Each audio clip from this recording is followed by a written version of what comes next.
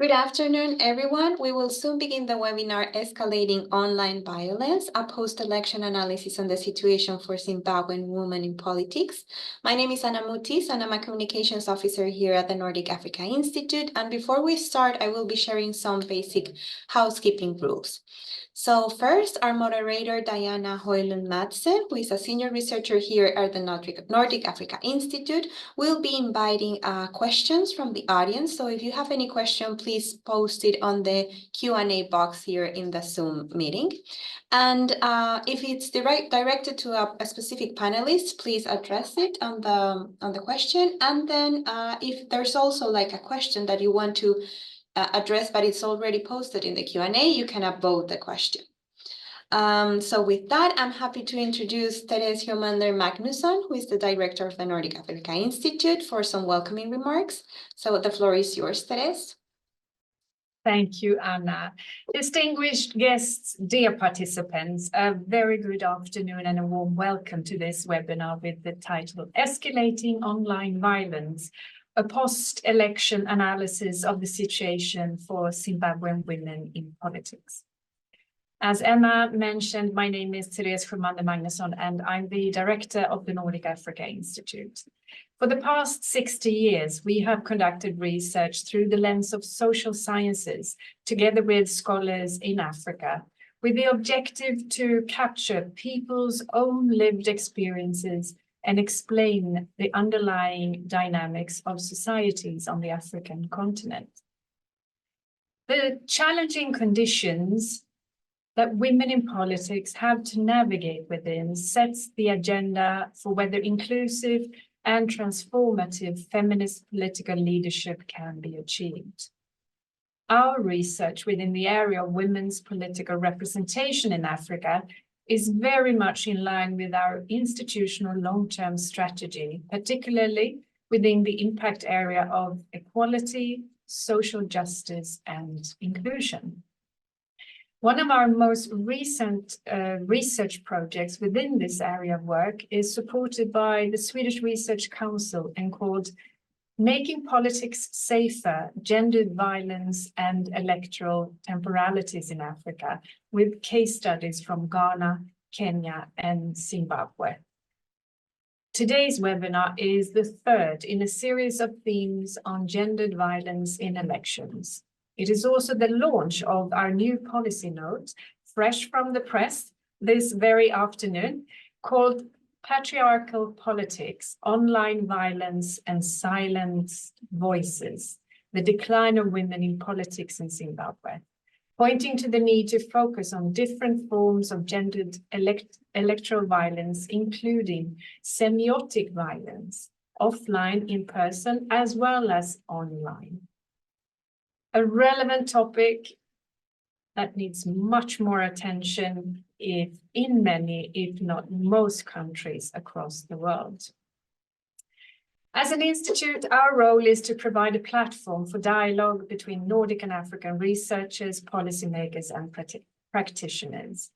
Therefore, I'm very pleased to see such prominent list of speakers, both from Zimbabwe and from the Nordics today. We at the Nordic Africa Institute are committed to continue to do more research into the dynamics of gender, elections, and violence against women in politics, and where the co-creation of knowledge with our partners in Africa continues to be a central element of our work. I truly look forward to the presentations and discussions we will be having this afternoon. And with those brief welcome remarks, it's now time for me to hand over to my colleague, Dr. Diana Hoylund Madsen, Senior Gender Researcher at the Nordic Africa Institute, who will be the moderator. Thank you so much, and over to you, Diana.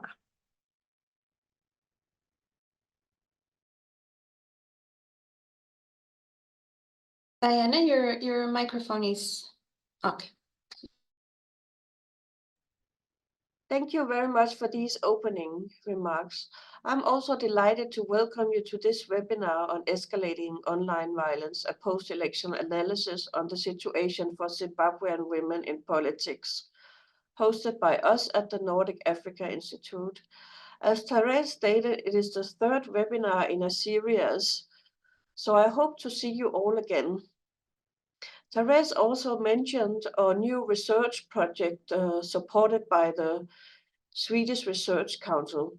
You can learn more about this project and watch the recordings of the 2 other webinars in this series on the project homepage. Currently, 2 of the project researchers, Shingirai Metero and Manditse Parisi, are in the process of collecting data in Zimbabwe and are participating in the webinar from Zimbabwe. This particular webinar takes a point of departure in the launch of a new policy note, Patriarchal Politics, Online Violence and Silenced Voices, and is an analysis of the gendered perspectives of the Zimbabwe elections this year. As the title indicates, the escalating online violence contributes to the decline in women's political representation in tandem with the misappropriation of gender quotas and extremely high nomination fees. The democratic space for physical protests has diminished significantly in Zimbabwe. The state-led clampdown on protests has pushed Zimbabweans to increasingly use social media as a platform for political engagement with its pros and cons. It is an effective tool for political agency, but it also exposes women to online semiotic violence. The context is that the African Union and the Southern African Development Community have stated that the elections 2023 have not met requirements of the country's constitution and SADC principles and guidelines governing democratic elections. Much debate about the 2023 elections focus on the battle between the 2 big men, Emmerson Mnangagwa from the ruling Zimbabwe African National Union Patriotic Front, ZANU-PF, and Nelson Chamisa from the main opposition party Citizens Coalitions for Change. Therefore, gender has become the forgotten agenda in the elections. The webinar and the policy note aim to remedy this gap. I'm looking forward to a stimulating debate on the findings and recommendations of the policy note, and it would be very interesting to listen to our speakers. Unfortunately, one of the project researchers, Manditse Parisi, are having challenges signing on. So we will begin with Shingirai Metero, who is a postdoctoral researcher here at the Nordic Africa Institute in Uppsala, Sweden, who will talk about the findings of the policy note, and then I will present our policy recommendations. Second, I will ask some pointed questions related to the findings to our discussions based in Zimbabwe. And those are Linda Sibanyoni, independent candidate for Harare East constituency, and also Sakile Sivilani, Women in Politics Support Unit, and Peter Carman, First Secretary for Development Cooperation at the Swedish Embassy in Zimbabwe. Lastly, we will have a general Q&A sessions where all of you can write your inputs in the chat and I will put them forward. So please, Shingirai, the platform is yours.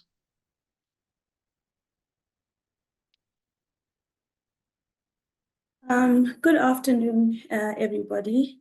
Thank you so very much for joining us for this webinar that focuses on gender and women's participation in the just concluded Zimbabwean elections. And as our project leader, Diana, indicated, one of our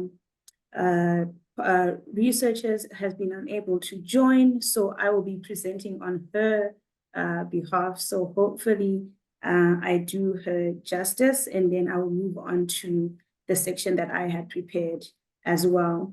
I am going to share my screen, and because I've got a few images to share with you, and I hope that the presentation sets the foundation for a good discussion and a good question and answer session. So I'm going to begin.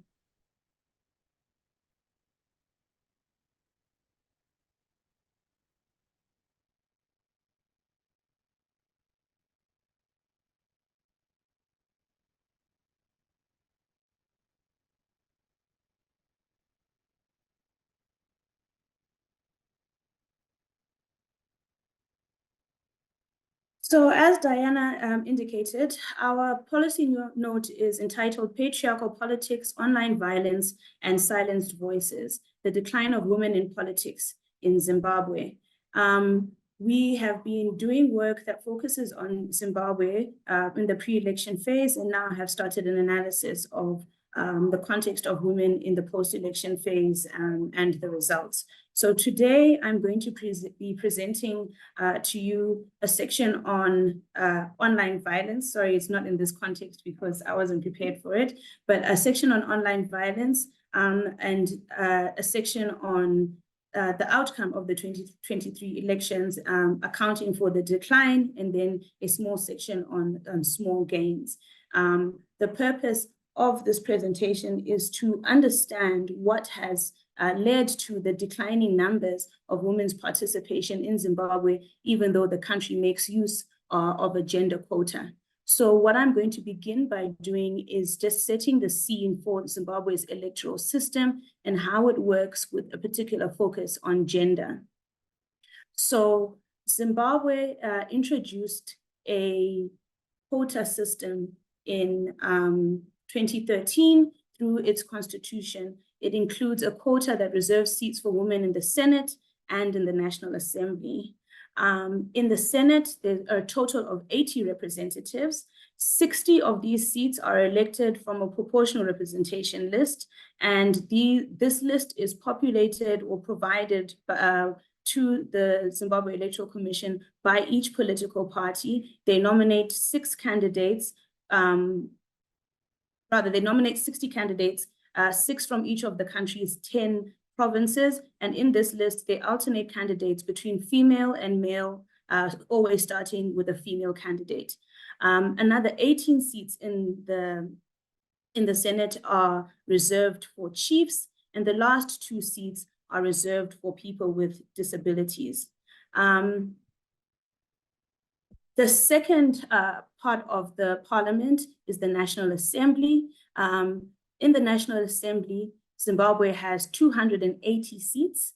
210 seats are allocated for first past the post constituency seats. What this means is that for these 210 seats, candidates who are nominated by the political parties or independent candidates compete against each other, and the person with the most votes wins the seat for their constituency. So there are 210 of these direct elections. The second part of the National Assembly is constituted by 60 gender quota seats. These are elected from a proportional representation list. Similar to the Senate, these 60 women are nominated by their parties, and these 60 seats are added to the 210 to make 270. And then the last 10 seats are allocated to young people, so people above the age of 18 who are eligible to vote, but under the age of 35. This is the youth quota. One person is nominated for each province in the country, and each party nominates its candidates. They usually are asked to keep gender in mind, but unfortunately, as the top person usually gets in, it's not always an equal split between men and women in this quota. So in essence, or in total, we have 280 seats in the National Assembly, 80 seats in the Senate. This makes 360 seats, and some of these seats, or 30% of these seats, are supposed to be reserved for women. So that's the way the parliamentary election system works.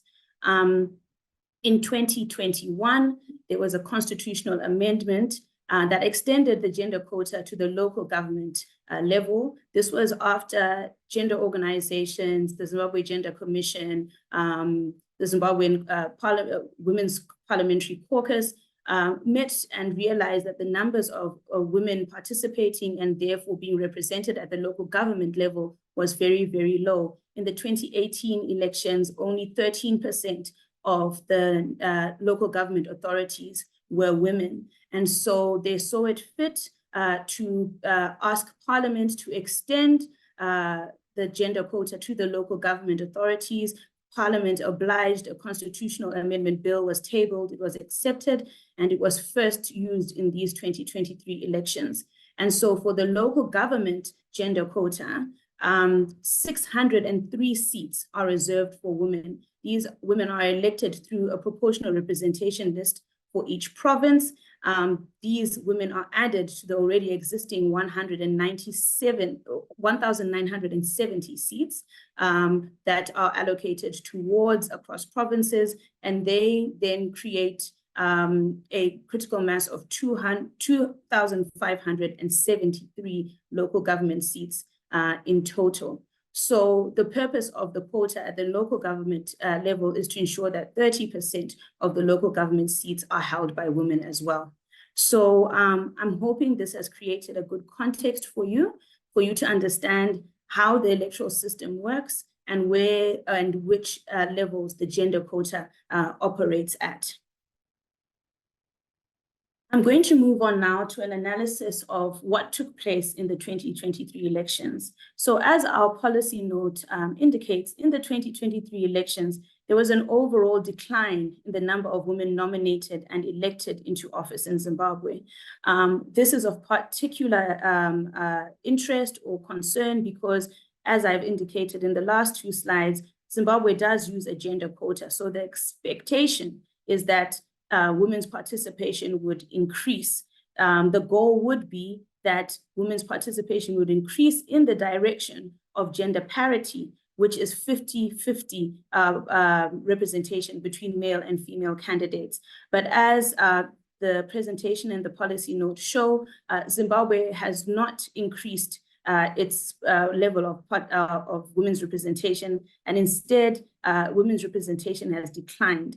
And what I'm hoping I can set out for you this afternoon is our observations about what is driving this decline in women's participation. So in the 2023 elections, these were the outcomes. 36 women were elected to the Senate.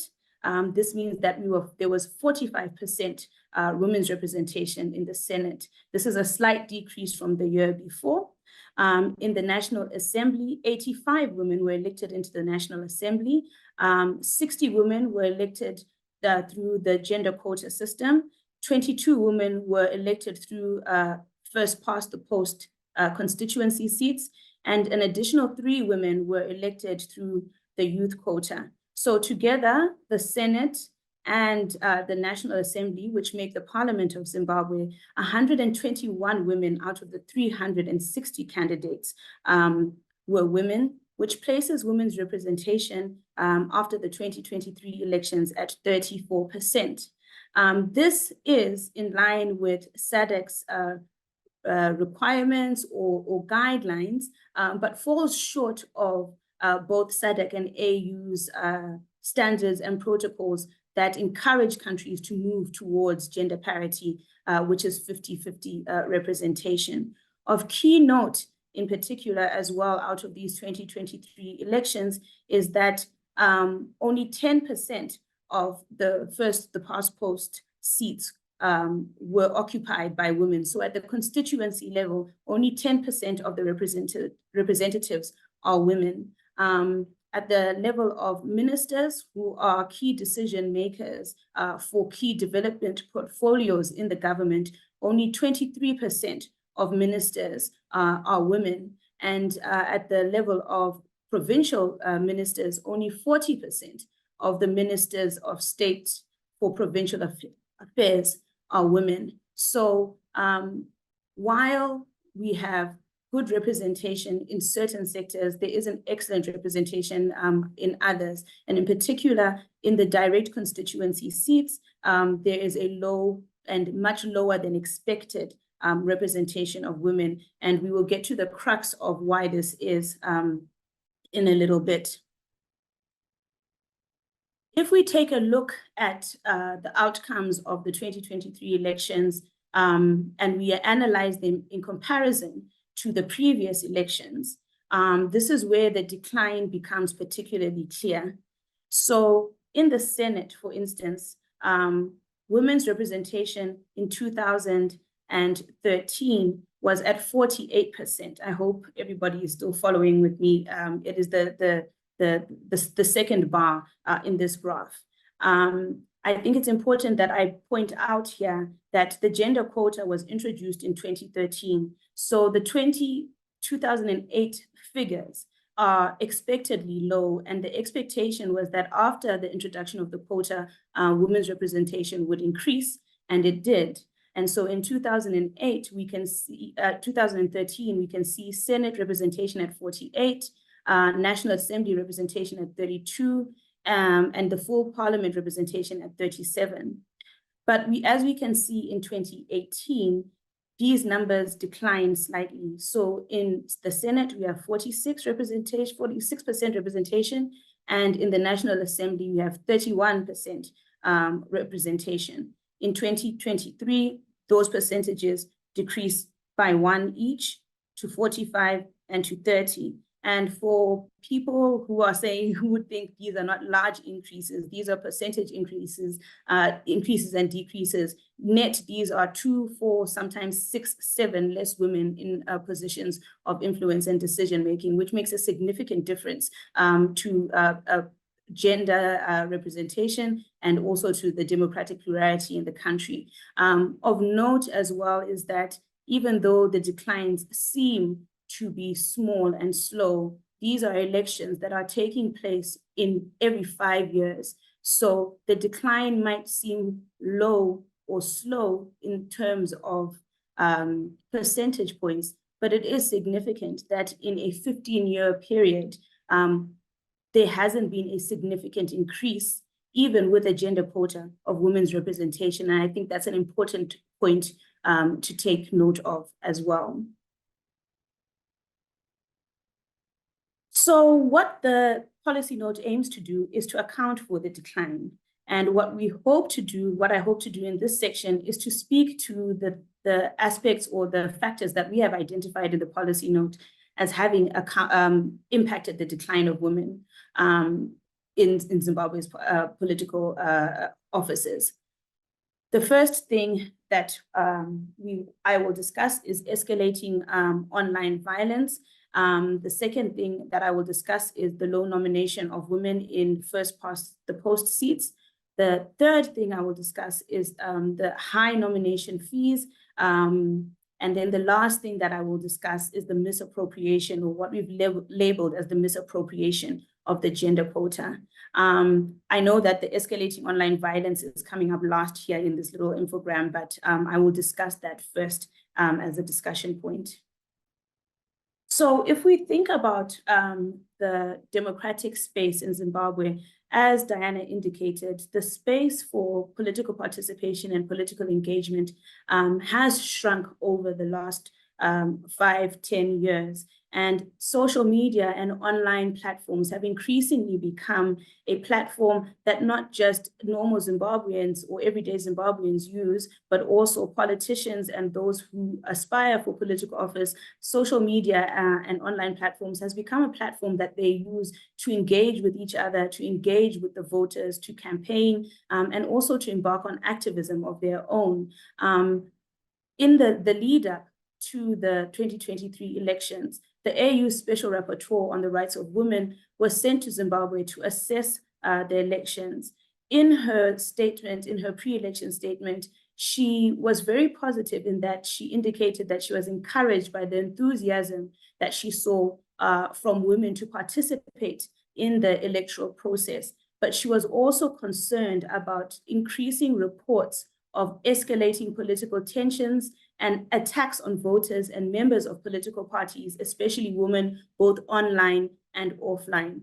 She indicated that these online attacks could result in physical violence against women, and that the rise in online attacks and offline harassment of women in politics would and could make politics less safe for women in Zimbabwe. And we have focused on the Special Rapporteur's warning and assessed the context of social media or the environment of social media and online spaces for women and women politicians in particular, and have noted that indeed there has been a significant increase in the ways in which women who participate in politics are harassed, ridiculed, and attacked in online spaces. Gender scholar Mona Lisa Crook refers to this type of violence as semiotic violence. She describes semiotic violence as the use of resources such as words, images, and body language that can be deployed to injure, discipline, and subjugate women. She notes that this type of violence shapes public perceptions of female politicians and can lead to women being judged as being incompetent or unfit for political office. And in essence, what we argue in this part of the policy note is that there has been an escalation in online violence. The net result has to make the political space less safe for women. And we have described this type of violence as semiotic violence in line with this recommendation or with this conceptualization. This is just an infographic that explains the various ways that semiotic violence operates in the public political sphere to render women as invisible and incompetent. Because of time, I'm not going to go through each one of these, but I think that it would be important to note that there are particular techniques that we see present in Zimbabwe that seek to render women as invisible and incompetent. In particular, there is the use of masculinization, applying male-centric language or rules to suggest that political roles should be masculine, silencing, denying women the right to speak, not listening, ostentatiously ignoring women when they speak, or man-interrupting, dominantly interrupting them to assert control. And in this particular vein, we use the example of Linda Musarira, which I'm going to speak to just now, who has been routinely attacked by trolls on the internet, but in particular, she has been on the receiving end of some very not so nice words and harassment from journalist Hopewell Chiono. Some months ago, actually this is from 2021, Linda Musarira raised a question about xenophobia, and she noted that Hopewell had been hosting a lot of online conversations that dealt with the conversation or dealt with the concept of xenophobia in South Africa and the treatment of Zimbabweans in South Africa. And she was basically arguing or asking him his position and highlighting that these conversations he was having could possibly put Zimbabweans in danger. And so she was questioning his motives. Instead of responding to her questions, Hopewell responded to her tweet by saying, "Imbotanga wadzidza kugeza iwe," which basically means first learn how to take a bath before I answer you. And Linda Musarira has been on the receiving end of this type of attack on online because she does not fit the conventional standards of beauty. She's dark-skinned, she is not thin, and oftentimes because of her dark skin, people respond to her very substantive questions by telling her that she should go and take a bath, ostensibly ignoring her and not answering her questions, and instead responding to her by attacking her appearance. Another type of online or example of online violence is the ways that Fadzai Mahere has been attacked on social media as well. Fadzai Mahere is the Member of Parliament for the CCC for Mount Pleasant. She's also a constitutional lawyer. I believe she's got a degree from the University of Zimbabwe and also from Cambridge. But prior to her joining the CCC, she ran as an independent candidate. And I've watched over the years as she has been attacked, particularly because Fadzayi Mahere is not married and she does not have children. The first tweet here says, rumor is saying Mahere has been involved in sexual relationships for long, which have been used as a curriculum vitae for acquiring high posts. In this tweet, this Twitter user or X user is basically implying that because Mahere is not married, she is inherently untrustworthy or does not have desirable or moral sexual behaviors. And she has been using her single status as a way to rise up the ranks of the CCC, taking no consideration of her actual qualifications, which substantially supersede those of many of the male candidates who she runs against. The second tweet there says, how can one run a constituency when she cannot have a husband? Constituency problems are way bigger than those of a marriage. In 2018, we don't want job seekers in our parliament. In this tweet, this user is basically implying that Mahere cannot be considered competent as a leader or a representative of a constituency because she has not qualified herself as being competent through marriage. And in this sense, the fact that she has not been married and does not have children is being weaponized against her. And this user is implying that a woman who is not married is not one who is fit to lead or one that is incompetent. And in both instances, they weaponize her youth, her singleness, the fact that she doesn't have children against her to imply that these characteristics make her unfit for office. The last tweet is more recent. It is from a political commentator called Jarman Adamski. He's of particular note because I think he has 85,000 followers on Twitter or on X. In this tweet, I'm not going to read the whole thing. He's basically implying that Tatenda Mavetera, who is a member of parliament and has also been appointed as the Minister of Information, of Technology and Information in the Zimbabwean cabinet, is not competent to hold this position. He implies that she was appointed because she is the mistress to somebody who is high-ranking in ZANU-PF. I'm going to read the last section of this tweet. Ladies and gentlemen, I present to you Honorable Dr. Ambitious Smallhouse. Smallhouse is a term that's used it's a slang term that refers to a mistress or somebody's mistress.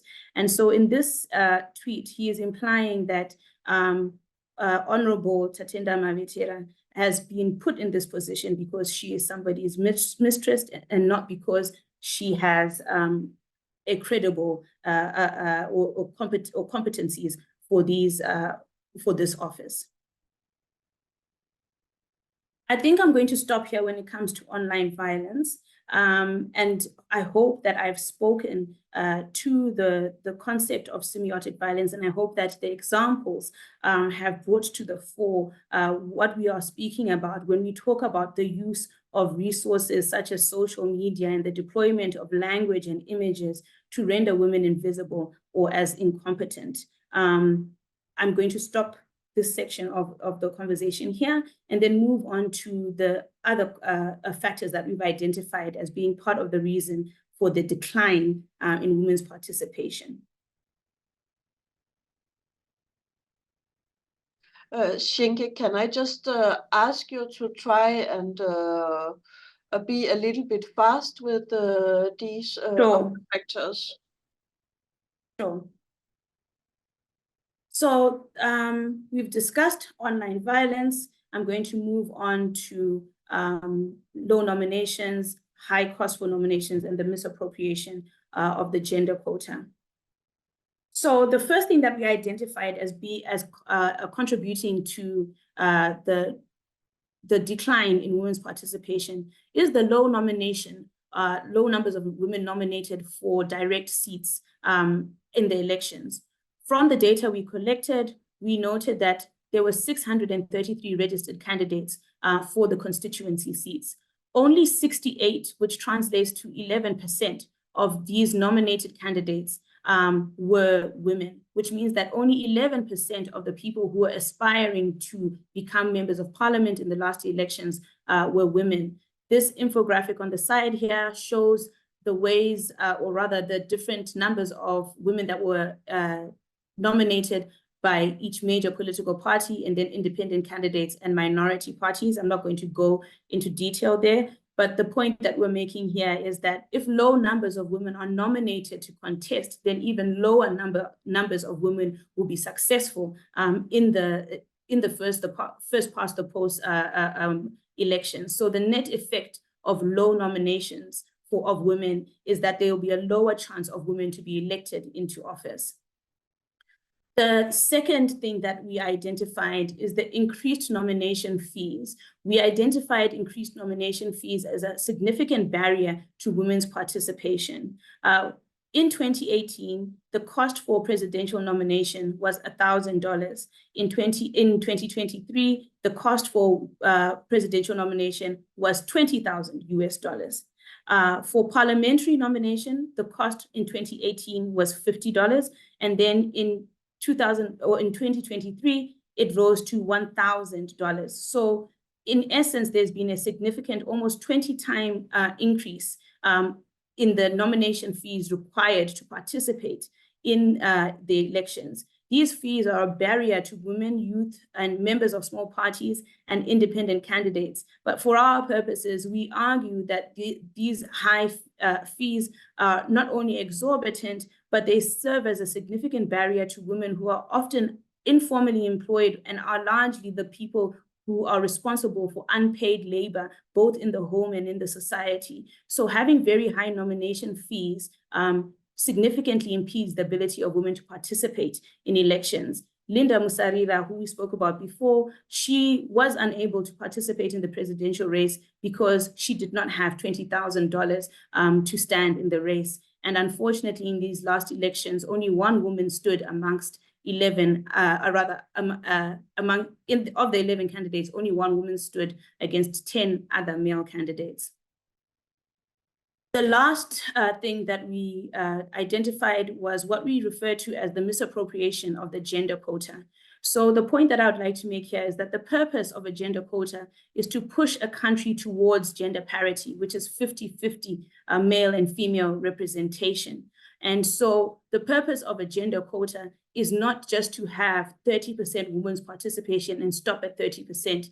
Is to create a critical mass of women within decision-making bodies or political offices, but then to use the direct or constituency seats and election seats to then increase women's participation beyond the 30% and as close as possible to 50%.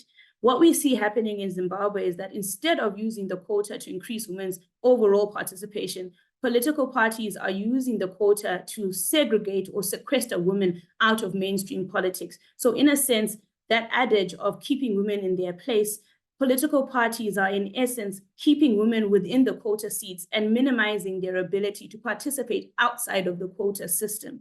And so when we don't have enough women being nominated for elections, not enough women are then elected into positions. And what we then see is a net decrease in the number of women who are eventually represented inside parliament and in other decision-making bodies.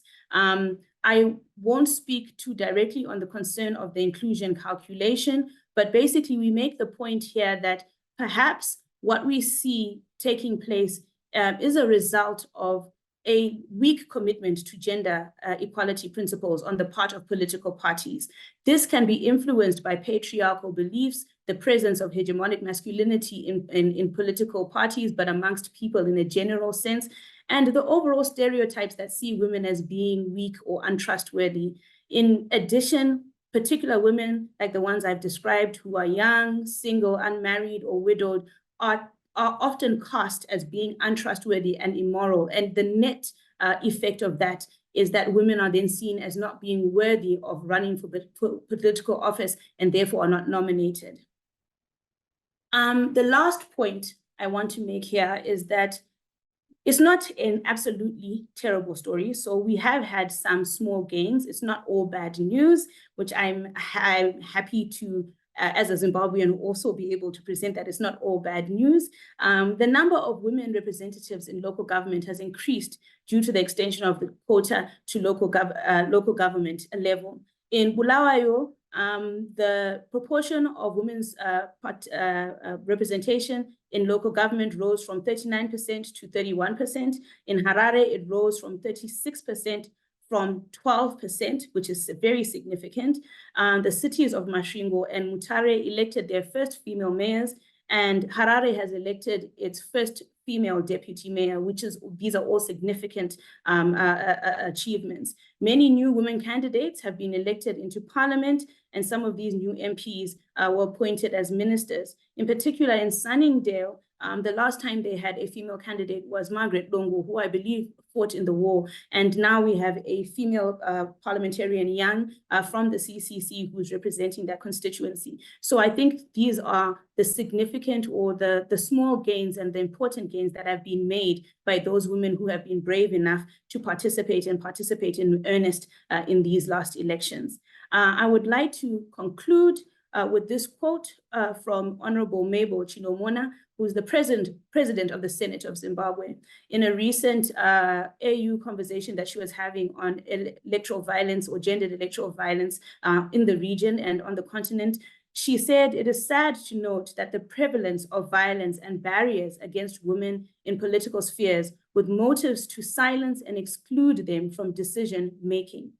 This directly contradicts the principles of gender equality, freedom of expression, and full female participation in the overall decision-making spaces." I think I echo, and we echo the observation and the words of Mai Chinomona, in that we do note that these barriers still exist. And it is our hope that by bringing light to the ways in which women have been impeded from participating, the relevant policymakers, leaders, activists would see this work and take on the recommendations so that we could make sure, so that we can try and make the political environment more safe and more equitable for women. Thank you.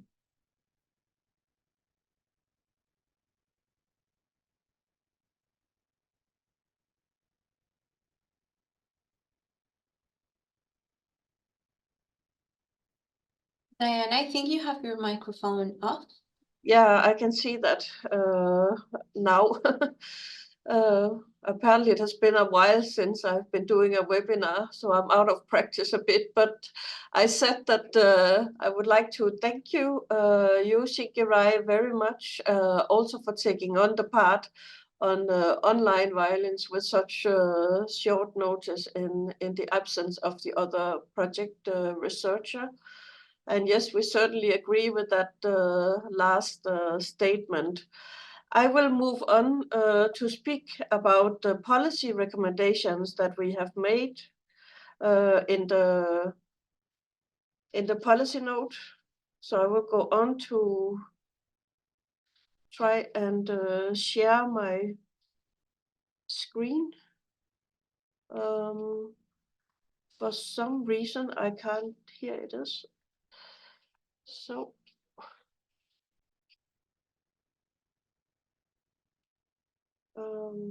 okay.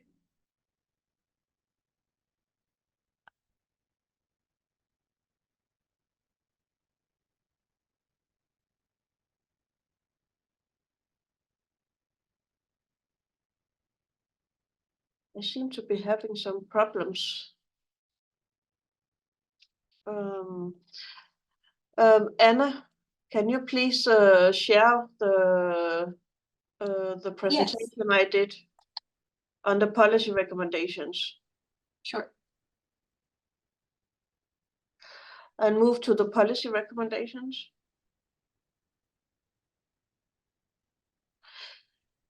Yes.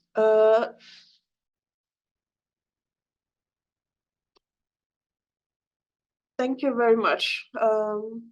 So the first policy recommendation that we did was to state that online harassment of women in politics should be punishable by law, that Zimbabwe's Domestic Violence Act and Cyber and Data Protection Act should be operationalized to assign punitive criminal charges against individuals or organizations that use online platforms to threaten, harass, and ridicule women representatives or women who aspire to participate in elections.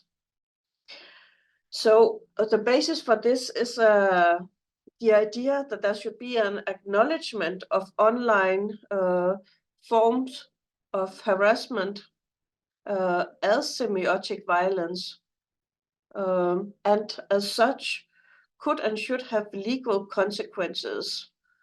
Of course, it's debatable if one could speak about degrees of punitive criminal charges. So this could also be labeled as a kind of regendering of institutions in a broader sense, something labeled drift when rules remain the same, but their impact changes due to external factors. This is actually what we are advocating for, to use existing rules to address a new area where questions of online violence have increased. So on the right side, we also recommend that online gendered electoral violence should be adequately addressed at national level, and related that key institutions such as the Zimbabwe Gender Commission, Zimbabwe Public Police, and the Zimbabwe Electoral Commission and Women's Organization should collaborate to create a framework for a national council that responds to incidents of online and offline gendered electoral violence. And also here, the already existing legal framework, the Domestic Violence Act, could be used as a kind of model for such a council. And the focus for such a council in the existing legal provisions is to review the problem, disseminate information, and increase awareness, promote research, but also to promote services needed to deal with the problem and support services of the complainant, which in this case would be women who are active in politics and who often do not have any mechanisms or anywhere to report these kinds of incidences. So here it's a question about that the rules remain, but institutions such as a council designed to one set of goals in mind should be kind of redirected to other ends, namely to also include aspects of online violence. So the other policy recommendations relate to these financial barriers that Shingirai mentioned. So what we are recommending is that the nomination fees should align with fees sets across the region, and that a kind of subsidy should be introduced for nomination costs for women and other marginalized groups. For example, in the presidential nomination, the cost in Zimbabwe are $20,000, whereas we can see that in Zambia it's 5,500 or 4,500, and in Kenya 1,350. So there is a markedly difference between these countries in comparison to Zimbabwe. And also in these countries, there is this kind of lower fees for groups like women, youth, and people with disabilities that we recommend. And in the policy note, we are also discussing a case where the only female presidential candidate in Italy paid the fee in the Zimbabwean currency, but that was not kind of allowed, and there was a court ruling against that also. So the last recommendation that we are making is that the government of Zimbabwe and Zimbabwean political parties must meet their obligations to regional protocols on gender equality and parity. Because although, as Shingi also explained, Zimbabwe has this quota in place, it doesn't live up to the regional measures, and it has attracted criticism from both SADC and the AU. So what we are stating here is that the gender quota should be utilized earnestly to increase women's representation and increase democratic plurality in the country. Civil society, for example, women's organizations and other stakeholders, which could, for example, also be donors, should use their influence to compel political parties to nominate more women outside the quota in order to reach gender parity. That is the before mentioned 50-50. So this is a reference to the SADC protocol on gender and development and the Maputo protocol. So those are the comments that we have made and that we hope that our discussants will comment on. So I think we can, Anna, if you can close the PowerPoint.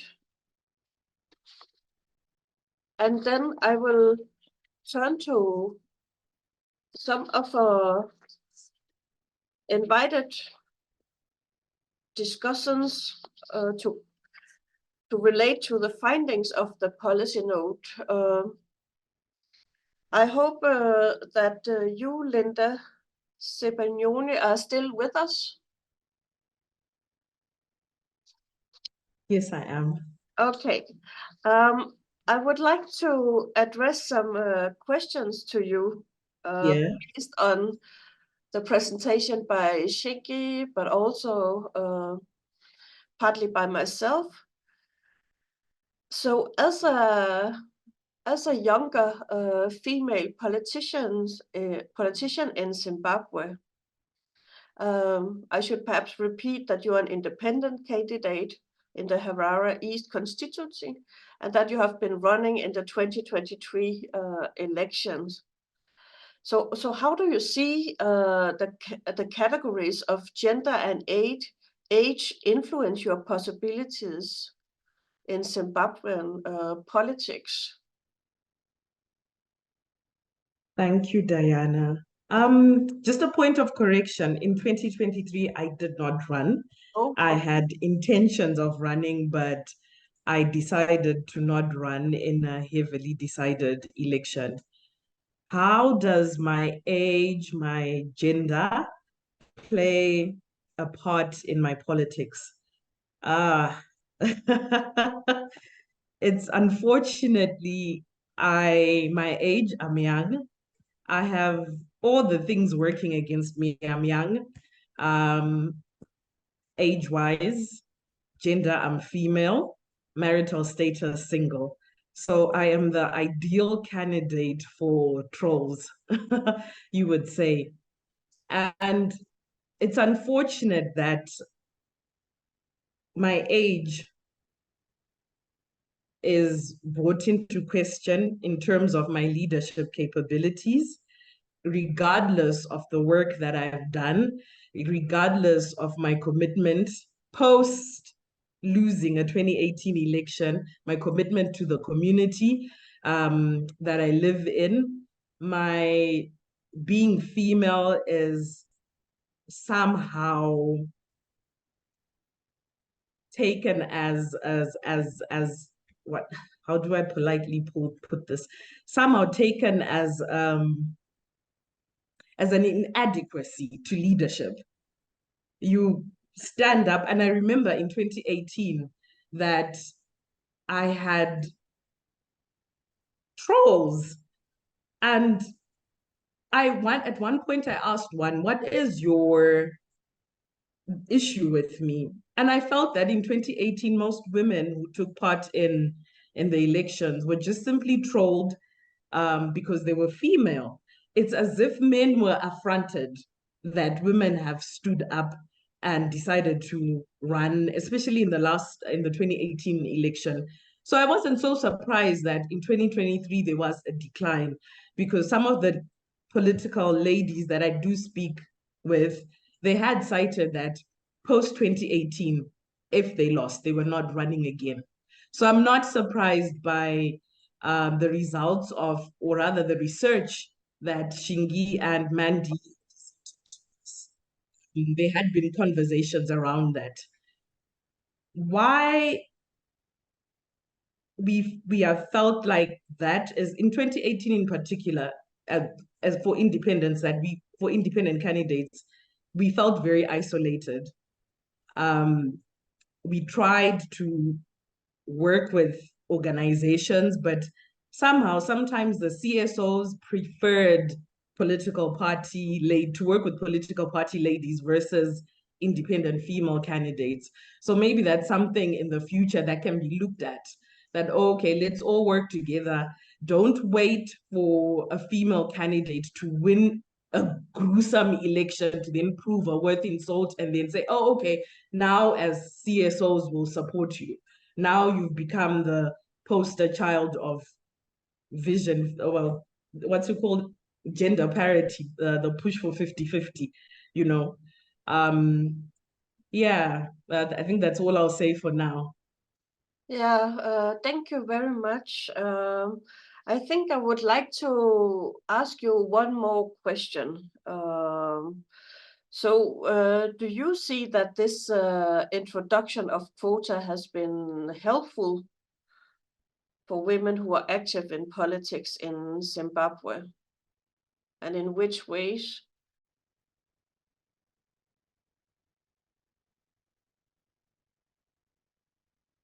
To a certain extent, it has been helpful for those that are in political parties. I think sometimes we, as women, we have to learn how to play the game. If it's easier to serve your country, serve your community through getting in the quota system, then by all means fully utilize it. Unfortunately, what we've witnessed is that those that enter through the quota system are silenced. They become token representatives, and it's unfortunate.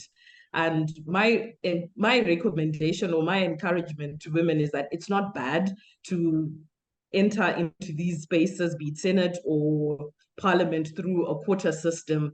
But what's very important is to remain focused as to why you are in there. I know women, or rather all political party candidates, fear to be recalled. Once you're recalled, you lose your seat, and the chances of winning it again the chances are low.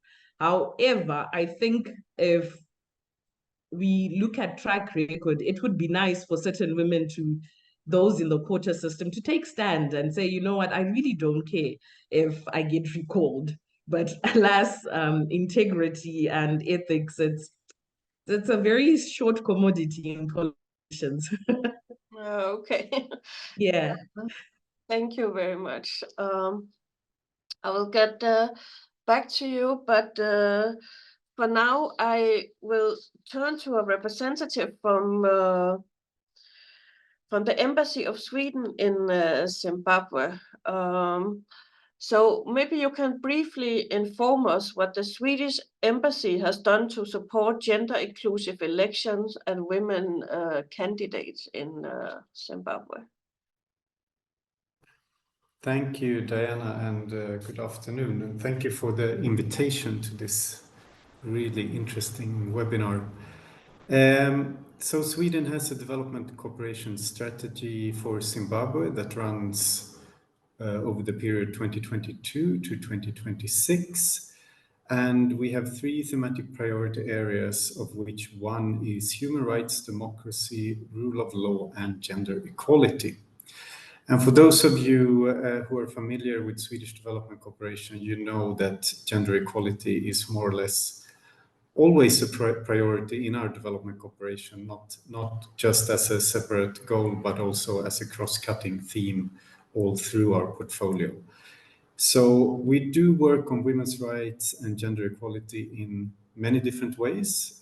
We work with participation, we work with women's economic empowerment, work against gender-based violence, sexual reproductive health and rights, and also work on support to the LGBTIQ movement. But I thought I'll then focus and say a few words on what we do specifically on participation. And so we do work on governance and citizen participation, in which we focus our work mainly at local government level. And we have several local partners working on this with a specific focus on women's participation. And one of our partners is in this meeting today. So it was nice to see that Sakile also is here and can speak more. So we do work on promoting women empowerment in general by strengthening women participation in local decision making.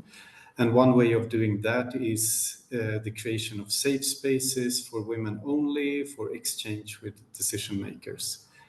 And by this, specific community needs for women are communicated, access to information for women is ensured, and women gain knowledge on council work, broader accountability issues, budget transparency, and so forth.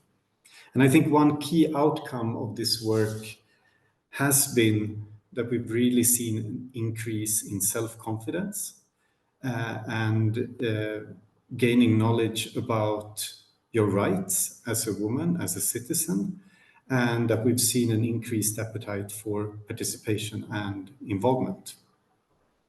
So that's the broader approach to women participation, which we believe is important for acceptance and openings for women's political participation in the form of politicians themselves. So in addition to that broader approach, we do also have partners working on more targeted individual support to women that want to run as candidates and become politicians. So that is being done through trainings, empowerment, mentoring, campaign support, etc. And in addition to that, we've also had some capacity building efforts to women who are already in local councils at local government level to learn more about the role as duty bearers, professional skills development, etc. So at the lower local structure levels, I would say that our partners and programs have been rather successful. We can see an increase in participation of women in target areas at village development committee level, ward development committee level, and so forth. But then, as has been presented very well here today, the higher up you get, the more challenging it gets. But I'll stop there. Thanks. Okay, thank you very much, and definitely very important achievements at the local level. And we also heard Shinki talk about how there's been an extension of the quota for women at the local level in this elections. But I wanted to pose the question, if I assume that both you as the first secretary, but also the ambassador, engaged in policy dialogues with representatives of the Zimbabwean government, and perhaps also with the representatives of the major political parties in Zimbabwe.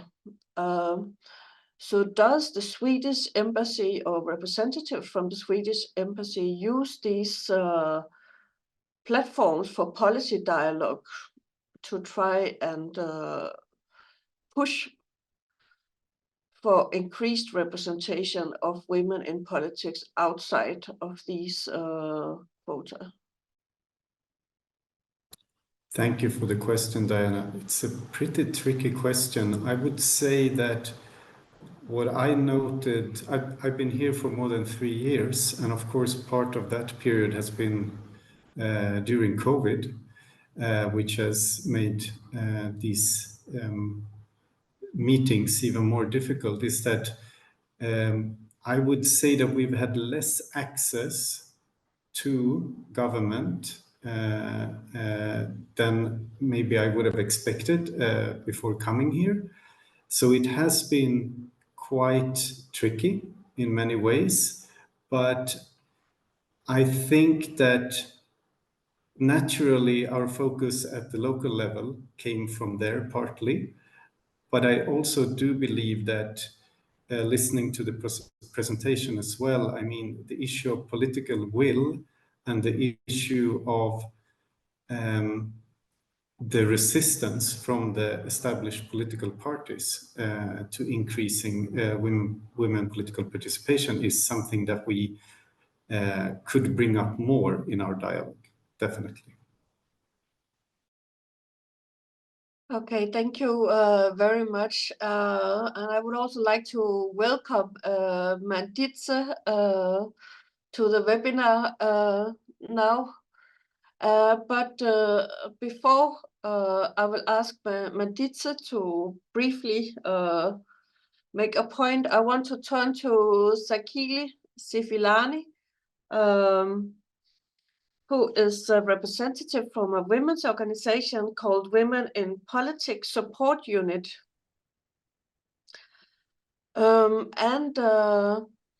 I would like to ask you, what are the main messages you receive from Zimbabwean women who are active in politics in your organization and capacity? Main narratives. Thank you for that, Diana. I think I'll start by, I wouldn't say that this is a narrative. I think this is something that we see in the work that we do that is a narrative that is important, which is that context matters. And I think the context here is the political context, in the sense that, women's participation doesn't occur in a vacuum. And I think the policy note already makes reference to that. But I think it's important to appreciate that we have democratic deficits. And these democratic deficits play out in the electoral system, in the political system, and in the governance architecture, both in terms of institutions, personalities, and also the processes. And so when we look at this conversation around women's participation, there is a significant part of it where the system is not working. And I think that's what we need to highlight. And so when we talk about the quote, what are the main messages that we're getting?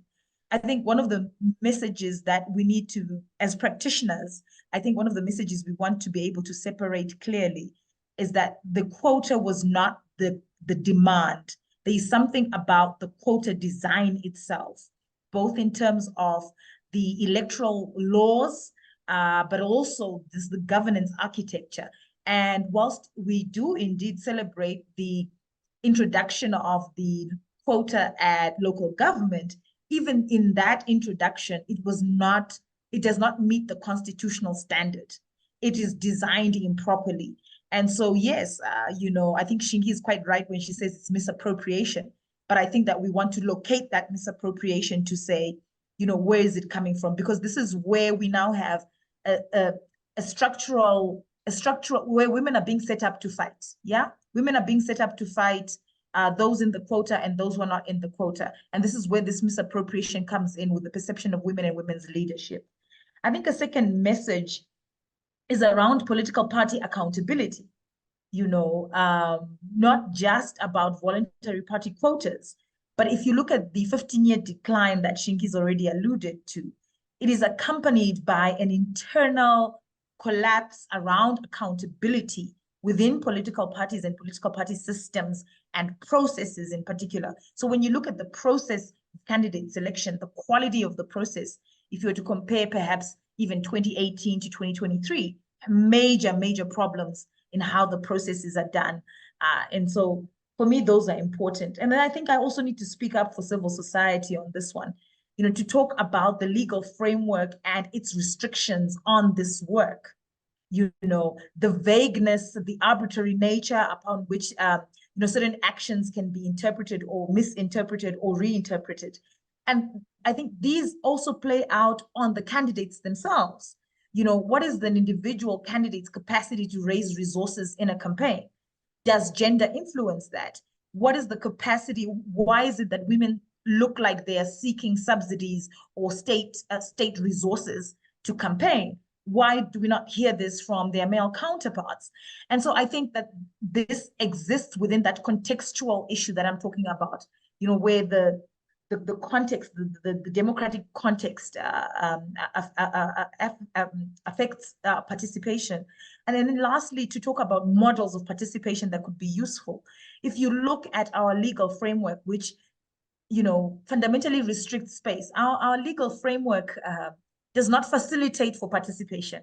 And even where it contains measures for participation, it is reductive in how it facilitates for participation. But if you look at our legal framework, there are lessons. Look at Uganda, for example, the Democracy Fund in Uganda. Yes, I know that Uganda has got challenges, but what I'm trying to say is that the models that exist globally, or if you look at the American examples or the examples in the United Kingdom around participation for people who are not coming out of political parties, independent candidates like Linda Sibanyoni, who's joined us this afternoon, or for candidates who are contesting at local level, which we don't see in our framework at parliamentary level. So I think that these constraints directly affect the framing of the narratives that we get from the women, Diana. And I think that's where, we want as civil society to be able to appropriately locate the conversation so that we have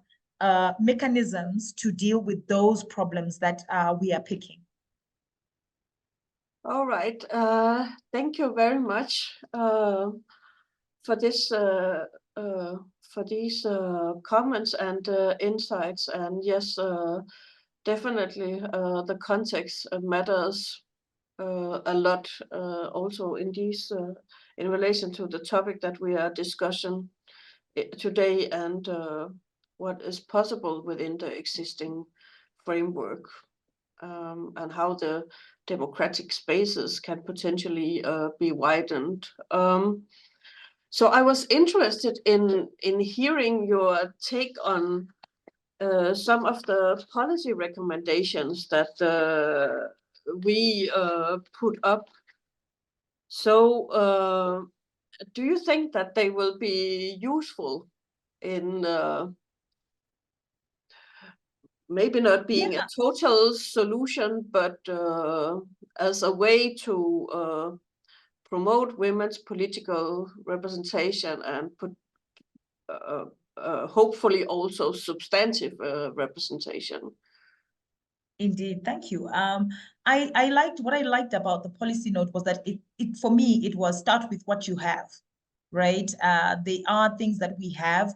What can we do with what we have to strengthen the response to the crisis? Because I think what was shared in the policy note is a crisis, a phenomenal crisis. So how can we start with what we have? I would like to add, if I may, the idea of strengthening the effectiveness and the efficiency of what we already have.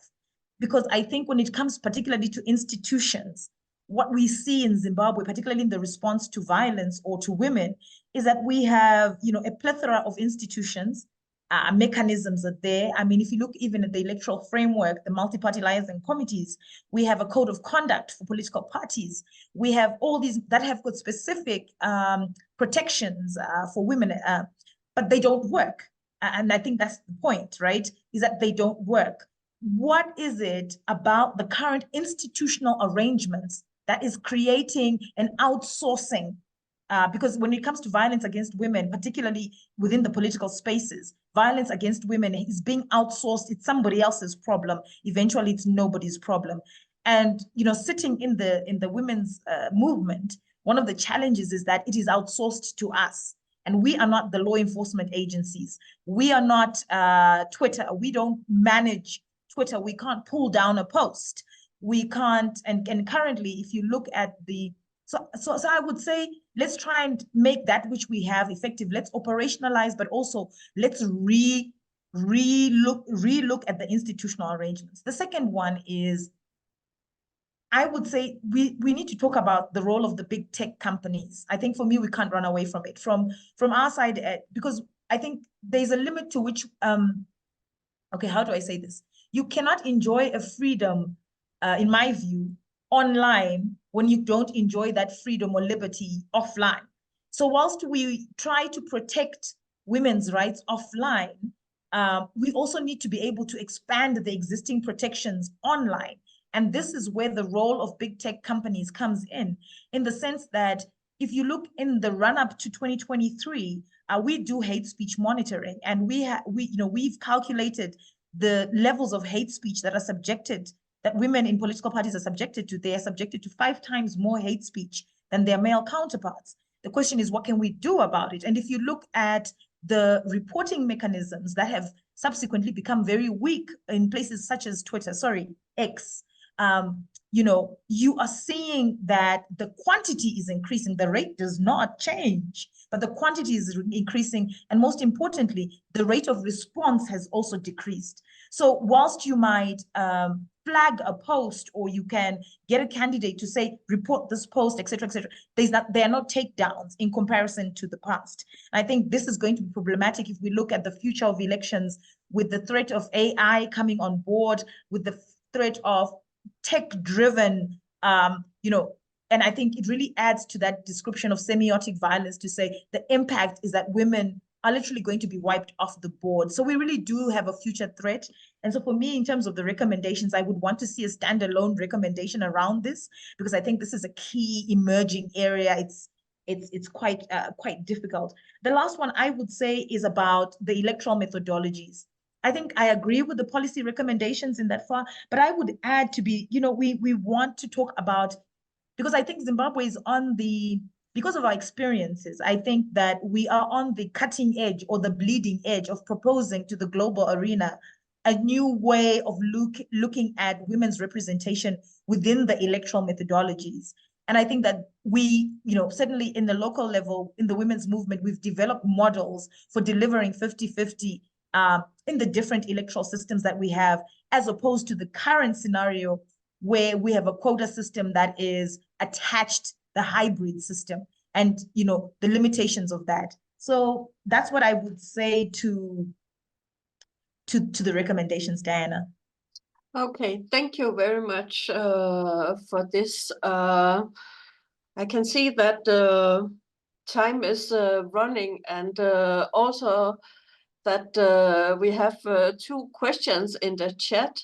So I think that I would like to turn to some of these questions and also give Manditsa a possibility for what will then be a more final comment. But I can see the first question that has popped up.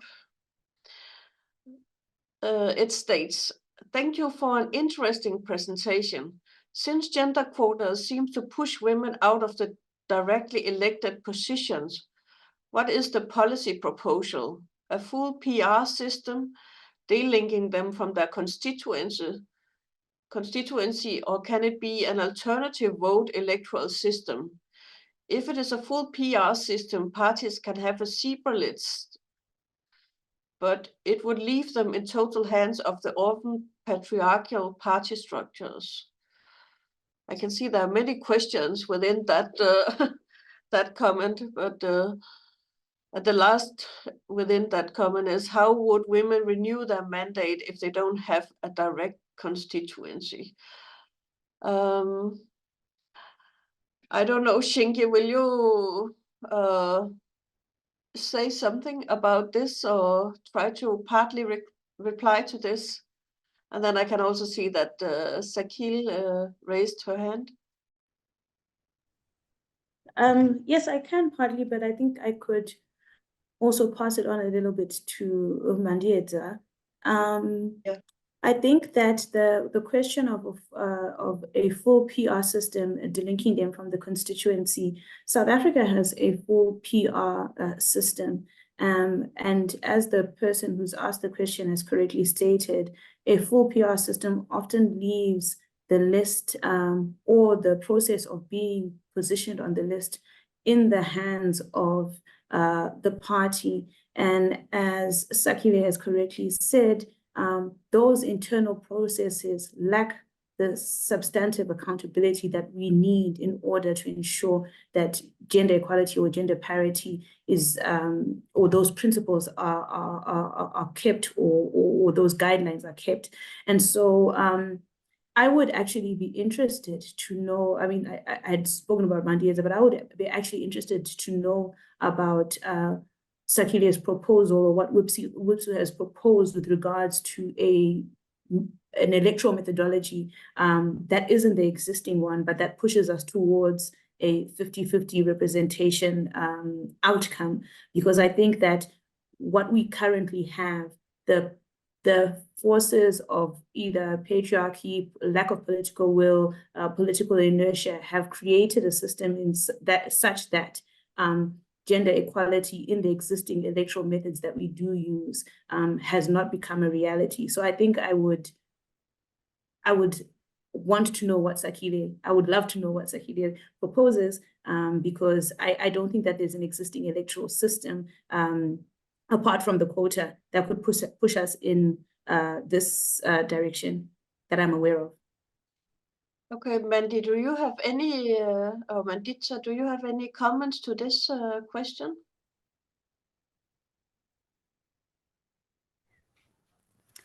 Thank you, Diana.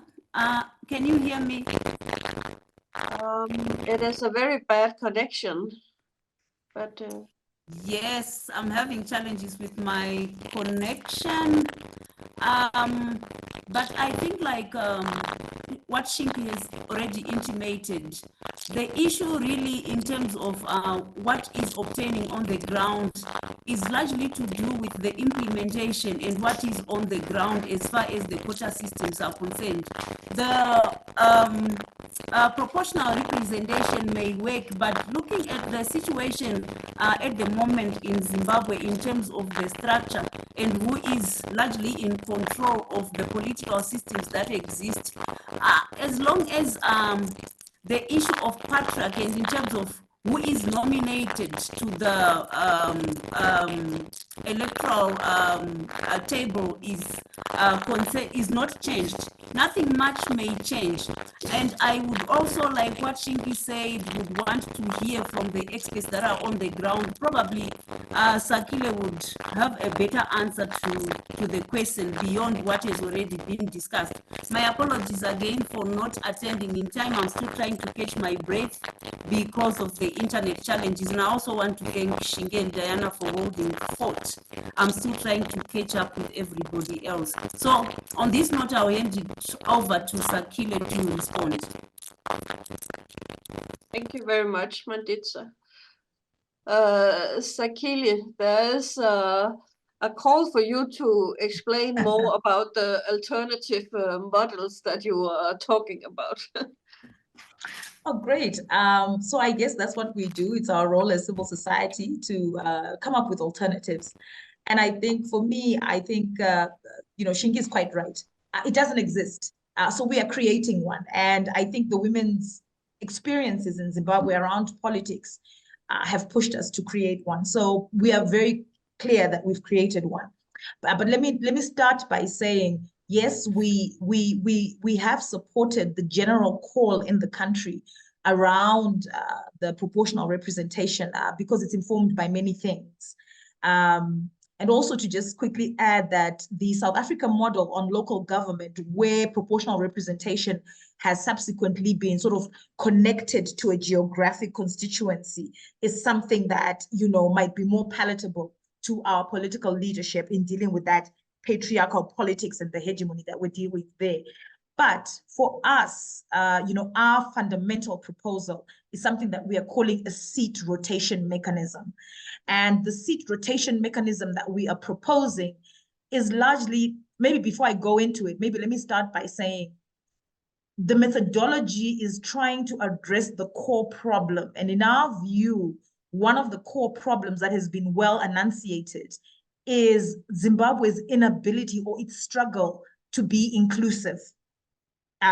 So if you look at inclusion, because we want to avoid the current situation in India, I'm sure you can appreciate that when it comes to quotas, India just in this year alone is starting to reject various models of being more inclusive around political parties. So the question then becomes, what do you do? And so, with seat rotation, what we're trying to do is to create a model that matches not only the rights core, but also matches the demographic, the demographic setup of the country. So we are talking about specific and explicit inclusion of persons with disability, specific and explicit inclusion of people from different ethnic, orientations. Because if you look, whilst it's not talked about a lot, if you did the analysis around representation besides just male privilege, what you will see is particular ethnic privilege as well. If you look at the women's experiences, the reason why we do this is that we're trying to understand what kind of woman is able to navigate and be successful. Is she coming from a political party? Is she coming from? So these kinds of things that we're picking in our data tell us that we have to then propose a methodology that addresses, various points of exclusion. So we talk about, we make visible 4 points, but embedded in those 4 points are other areas of exclusion. So really, we also want to take into light the existing electoral mechanism because we want the methodology to be easy to integrate. It mustn't be something new that Zimbabweans don't understand or the electoral administrators don't understand, et cetera, et cetera. Okay, I think we lost Sakile in the middle of the explanation somehow. Okay, I will try to move on.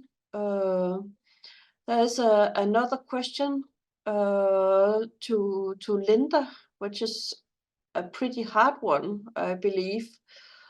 I hope that you are still with us, Linda. Yes, I am. Yes, it is an anonymous attendee who is asking, first, thank you for the presentations, and stating that as a researcher of self and collective care, I'm interested in knowing how female politicians recover from the violence and trauma they experience pre and post elections. I don't know if you have any thoughts about that. That's a challenging question, but I'll try and answer it as honestly as I can.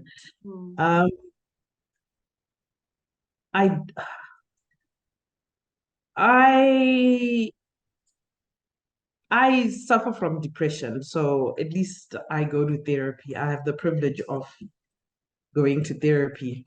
And I remember in 2018, after the election, I thought I was fine.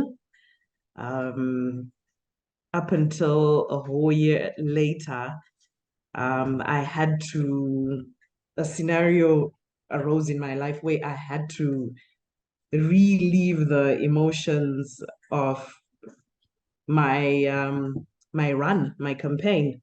And that's when I realized that I need to deal with this via professionals. I know it's a privilege that most don't have, and I'm very aware of that. And my family has been a great support. One of my key strengths is, according to the Myers-Briggs, I'm a relator, so I value personal relationships. And the people around me have been a great support. you go into election one as a certain type of individual, and you come out very different. You are never the same after campaigning. And what I've realized in politics, it's a battle to keep your essence true. It's unfortunate, but it's I suppose it's the journey that I and many others have chosen. So my family, my close friends play a very large role. They are the ones that keep me centered when I find myself losing my compass. I try and also find support. Sakile is actually a great support of mine. She's actually one of my safe spaces that I underutilize actually. But yeah, it's I don't think you fully recover from those traumas. You don't, but you try and manage them well. Okay, thank you for sharing this with us. I think this somehow also spills over into the question of the need for a place to report these incidences that might be within or outside political parties, and the need for more support for women politicians in the aftermath of elections, not just for campaigning. I don't know if you would comment on that, Linda. Yes, Diana, I absolutely agree on setting up mechanisms and support structures, especially for the mental health of female politicians, to deal with the sorts of traumas that they might not be able to discuss even at home, because you find out that most are challenged even in the spaces that are supposed to be safe, which is home. So I would absolutely agree in setting up some mental health support for female candidates. Okay, we have come to the end of the webinar. So I would very much like to thank you, Therese, for the opening comments, our director, and thank you to the project researchers, Sikirai Metero and Mandit Parisi. And also thank you to our discussants or commentators, Sakile Sifilani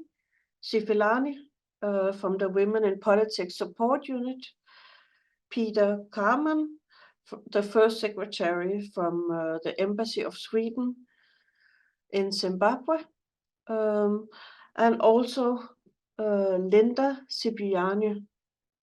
I hope that you will choose to follow our project homepage, as this is a part of a series of webinars, and this is where we announce different events and results from the project. So I hope you will all have a wonderful afternoon, and thank you very much for joining us for this webinar and for the comments and questions and inputs.